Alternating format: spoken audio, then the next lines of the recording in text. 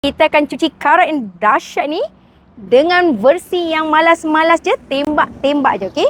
So, dalam ni ada badang karat yang dah ditransfer, okey? Tengok, Kak Fairy spray.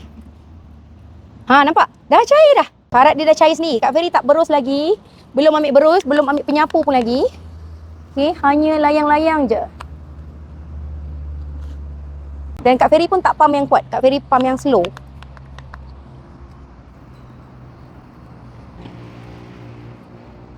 Karat dia yang dah bertahun katanya ni hilang.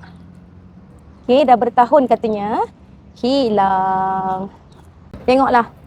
Tengok bilas. Betul-betul tak guna berus.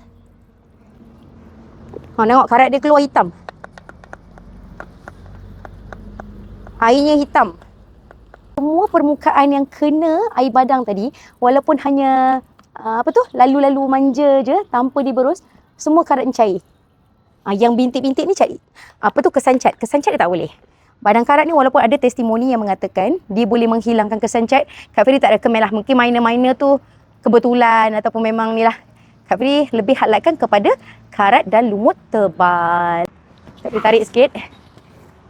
Dia ada pasir-pasir sikit ni. Sebab kita orang tak sapu dulu tadi. Terus tuang je. Nampak betapa bersihnya dia.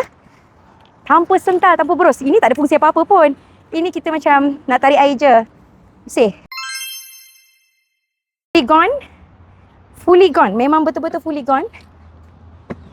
Paling penting kena ada badang karat.